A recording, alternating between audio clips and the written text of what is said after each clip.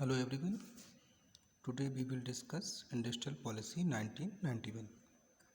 आज हम औद्योगिक नीति 1991 को डिस्कस करेंगे। देखिए, भारतीय उद्योगों को अधिक स्वतंत्रता प्रदान करने के लिए और नियंत्रण से मुक्त रखने तथा विदेशी भागीदारी को बढ़ाने के पर्पज से 24 जुलाई 1991 को भारत सरकार ने नई औद्योगिक नीति की घोषणा की। इस नीति में उद्योग को मूल रूप से विनियमित करने पर बल दिया गया, जिससे अपेक्षाकृत अधिक सक्षम व प्रतिस्पर्धात्मक औद्योगिक अर्थव्यवस्था के विकास को बढ़ावा दिया जा सके। इसके जो एम थे वो था कि जो औद्योगिक विकास है उसकी गति को और तेज किया जाए, प्रोडक्टिविटी का विस्तार किया जाए, प्रोडक्टिविटी में सुधार किया जाए, सरकारी जो कंट्रोल है गवर्नमेंट कंट्रोल को कम करके उद्योग को और अधिक इंडिपेंडेंट बनाया जाए, इंडस्ट्रियल जो कमियां हैं कठिनाइयां हैं उनको दूर किया जाए, निजी क्षेत्र की भागीदारी बढ़ाई जाए, रोजगार के अवसरों में वृद्धि की जाए, अत्यधिक जनसंख्या वाले क्षेत्रों को प्रदूषण से मुक्त किया जाए, निर्यात व्यापार को प्रेरित करके विदेशी मुद्रा अर्जित की जाए।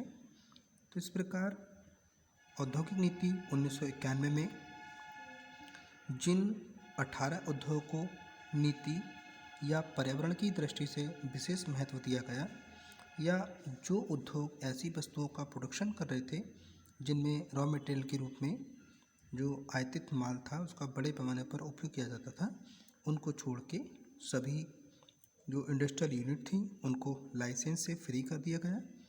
इतना ही नहीं, इस नीति में उद्योगों के रजिस्ट्रेशन की जो व्यवस्था थी उसको फिनिश कर दिया गया और उद्योग को अपनी कैपेबिलिटी दिखाने का अवसर प्रदान करने के लिए लाइसेंस व्यवस्था को लिमिटेड किया गया।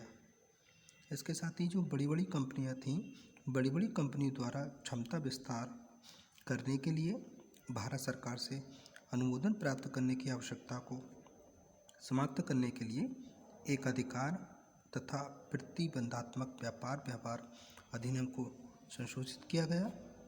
अब बड़ी कंपनियों को अलग से सरकार से एकाधिकार या प्रतिबंधात्मक व्यवहार अधिनियम के अंतर्गत अनुमति लेने की जरूरत नहीं रही।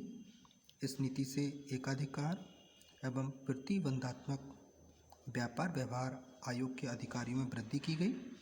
अब आयोग को उद्योग के नियंत्रण के स्थान पर नियमनात्मक भूमिका अदा करने तथा अनुचित व्यावसायिक व्यवहार अपनाने पर उद्योग की ऑटोमेटिक जांच करने का अधिकार प्राप्त हो गया। इस नीति में सार्वजनिक क्षेत्र के लिए आरक्षित क्षेत्र को कम करके उन 8 क्षेत्रों तक लिमिटेड कर दिया गया जो सुरक्षा संबंधी व्यवस्थाओं से संबंधित हैं, तथा प्राथमिक और आधारभूत उद्योगों में निजी क्षेत्र की अधिक भागीदारी के लिए अनुमति दी गई।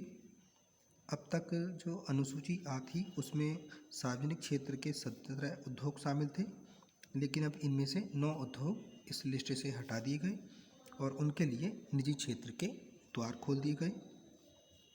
औद्योगिक और वित्तीय पुनर्निर्माण ब्यूरो जो पहले केवल प्राइवेट सेक्टर के उद्योग को डायरेक्शन देता था, उनको निर्देशित करता था, अब सार्वजनिक क्षेत्र की बीमा इकाइयों को भी निर्देशित किया जाने लगा।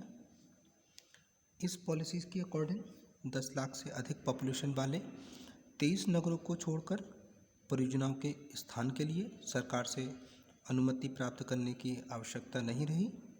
वे उद्योग जो पॉल्यूशन फैलाने वाले नहीं हैं उनका स्थानीयकरण 10 लाख से अधिक जनसंख्या वाले नगरों के सर्कमफ्रेंस से 25 किलोमीटर की दूरी पर किया जाएगा।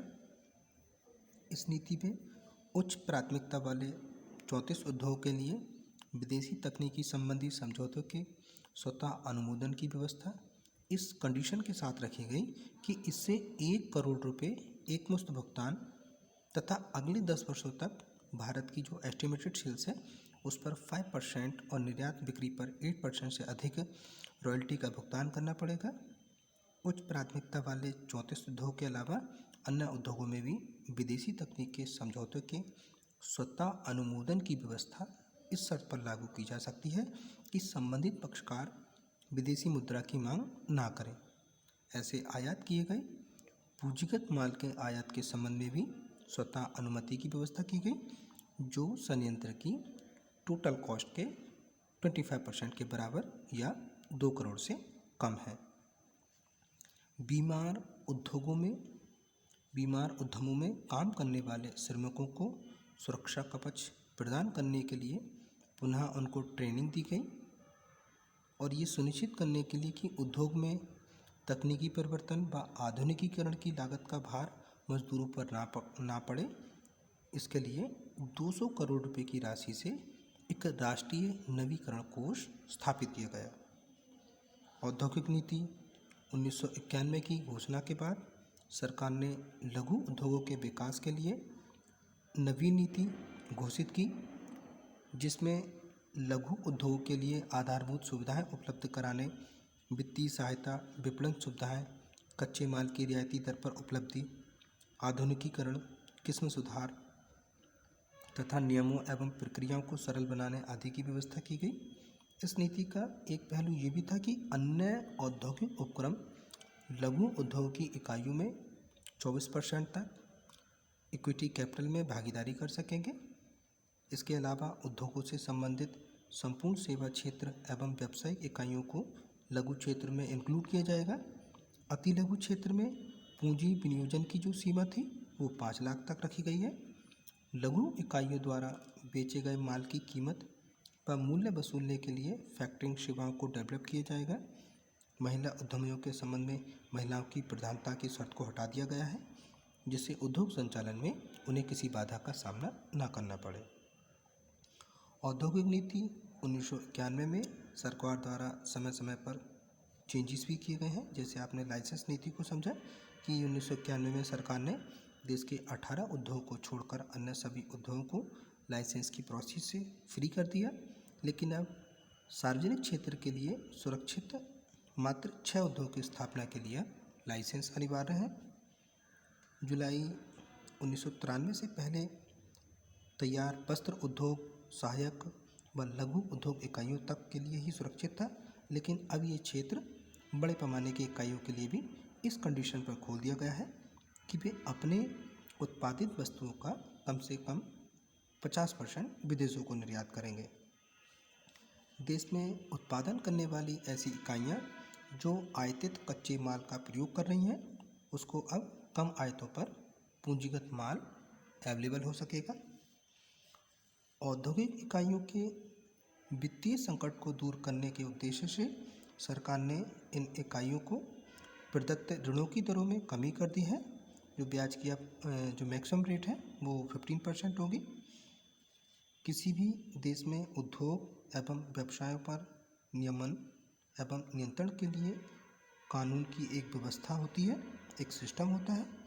समय समय पर आवश्यकता अनुसार अनेक अधिनियम, सरकारी आदेश एवं प्रावधान निर्गत होते हैं, जो कि डायरेक्ट और इनडायरेक्ट रूप से उद्यमी एवं उसके उद्योग से संबंधित होते हैं। इनको ध्यान में रखकर ही उद्यमी को अपनी लक्ष्य एवं क्रियाओं का संचालन करना पड़ता है।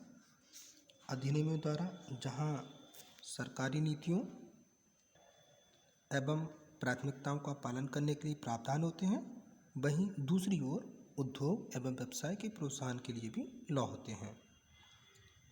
अब इसमें कॉमर्शियल लॉ की बात करें तो उद्यमी को अनेक कॉन्ट्रैक्ट करने पड़ते हैं, अनुबंध करने होते हैं, जिसके लिए उद्यमी को विभिन्न वैधानिक नियमों, परिनियमों, अधिनियमों, उपनियमों का पालन अनिवार्य होता है। कॉमर्शियल लॉ सरकार द्वारा निर्धारित उन नियमों में से है जो कि उद्यम, व्यापारिक अथवा वाणिज्यिक क्रियाओं को नियमित करते हैं, उनको नियंत्रित करते हैं। इन संनियमों के द्वारा उद्यम, व्यापार या वाणिज्य से जुड़े हुए व्यक्तियों के बीच हुए व्यवहारों से उत्पन्न कर्तव्यों, अधिकारों एवं दायित्वों का निर्धारण किया जाता है। आज के उद्यमी और संभावित उद्यमी को उद्योग की स्थापना, कर्मचारियों के स्वास्थ्य, सुरक्षा, श्रम कल्याण, पारिश्रमिक भुगतान, बोनस भुगतान, श्रम संबंधों पर आधारित विधिक जानकारी उद्यम के अच्छे प्रबंधन के लिए आवश्यक है, जिसके लिए श्रमिक क्षतिपूर्ति अधिनियम 1923 बनाया गया, श्रम संघ अधिनियम 1926 बनाया गया, मजदूरी भुगतान अधिनियम 1936 बनाया गया, औद्योगिक विवाद अधिनियम 1947 बनाया गया, कारखाना अधिनियम 1948 बनाया गया, न्यूनतम मजदूरी अधिनियम 1948 बनाया गया। तो इस प्रकार से बहुत सारे फैक्ट्री एंड लेबर एक्ट बनाए गए। उपभोक्ता की सार्वभौमिकता व्यवसाय जगत का आदर्श होती है, लेकिन उपभोक्ताओं के हितों के प्रति उद्यमी की जागरूकता व सजगता के लिए सरकार द्वारा समय समय पर उपभोक्ता संरक्षण संबंधी अधिनियम भी पारित किए गए, जैसे कृषि उत्पाद अधिनियम 1937, भारतीय मानक संस्थान अधिनियम 1952, खाद्य मिलावट रोक अधिनियम 1954, उपभोक्ता संरक्षण अधिनियम 1986।